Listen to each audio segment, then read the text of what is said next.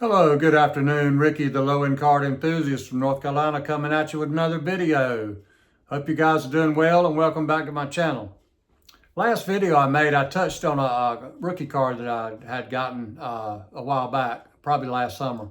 And I was going to expand on the story a little bit and show you some more cards that I got from this guy. When he first opened his booth, I talk about the antique mall quite a bit. The large, it used to be a Kmart store. And it's real big, it's huge. And I got him from, when he started opening the store, I always remembered his name because his name is Kyle. And he's probably about 55 or 60 years old. His name is Kyle and his nephew's name is Ricky. Well, my name is Ricky and my son's name is Kyle, so I kind of always remember his name and his nephew's name.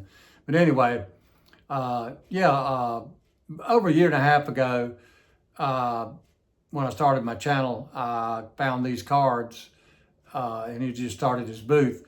And what I'm going to show you is some 58s, 1958 tops. And they were $15 a piece. And I thought it was a good deal. And got this Frank Robinson.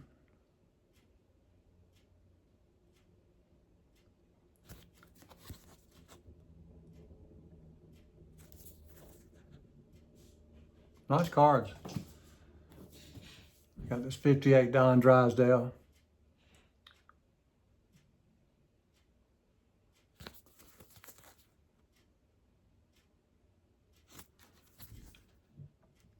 Be a second year card. And this Duke Snyder, 58.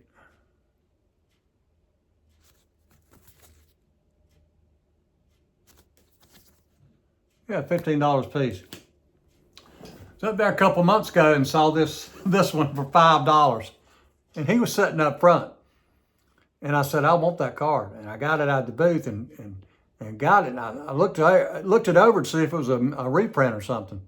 And I bought it and he stood up and I said, Kyle, what's going on with this card? He said, what do you mean? I said, it's $5. He said, I'm pricing the sale, man. Pricing the sale. So 58 Yogi Bear for $5. Couldn't turn that down. Man. Anyway, so I thought I'd show you those. Yeah. Last summer, I guess, he had been telling me for a few months, he had opened his booth, and he had been telling me about, he had this house with over 1 million baseball cards. And you hear that all the time. And so he'd gotten a feel for what I like. And I talked to him, we'd talk. He's a talker and I'm a talker. And so he was outside one day. I was catching when he got out of his truck. I done figured out what he drove. And he got me and he said, I think I got something you might want. I said, oh yeah? And he said, I got a rookie card you might want. I said, what is it? He said, a Pete Maravich. I said, yeah, I want it. I said, well, how much you want for it? He said, wait a minute now, it's got some issues, it's got some corner wear and all. He said, I'll take 100 for it. And I said, really? He said, yeah. And I said, okay. I said, where's it at? You got it? He said, no, it's at my house. Well, turns out to be at his house was his grandfather's house that his grandfather helped build. And I'm speculating now. It's on the edge of town, a little ways from town, Burlington. And Burlington I'm speculating this house was probably built in probably around 1935, 1940. And I was looking up the population of Burlington then. It was about 1,600 people. So it's a real small town, so it was further away from town. It's like a farmhouse, a two-story, how the houses looked back then. And had the little side room, you come in like a mud room or whatever. And my wife's banging in the kitchen, if you hear a noise. So, he said, I hadn't had but one person come in my house. I don't trust many people in my house. He said, but I trust you to come in there. He said, you can follow me up there and look at it. And I said, well, I don't have the cash on me, but if I like it, I'll just stop by the teller machine on the way back. And he said, well, I'm coming back here anyway. We'll meet back here. I said, that's fine. So we go to the house and there he's got two two not outhouses, but garages, newer garages. They're kind of new. And he showed me those, and all the shelves in there were just full of cards. And so we go in the house and go in like the mudroom on the side, and the shelves in there full of cards, and there's another like a used to be a screened-in porch, which is mirror has glass now and glass windows. And he's had the house resided and everything. It's a nice looking house, and he don't live there.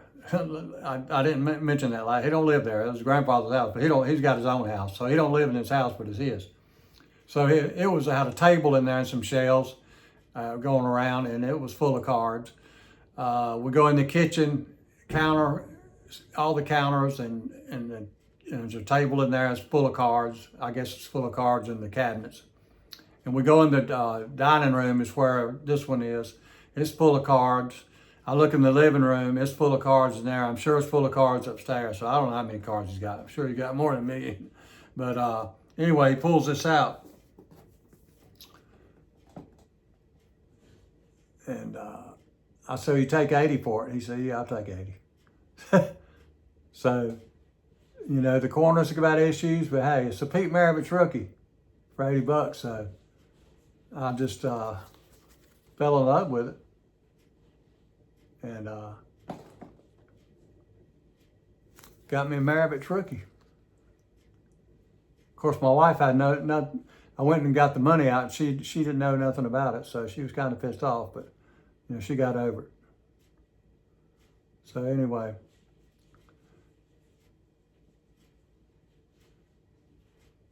yeah, Maravich rookie. So I was proud to get that, and yeah, he puts cards in there periodically. They don't change over too much in there, but I don't think he pursues buying cards that much. But he's got I think he took his note down that he's buying cards.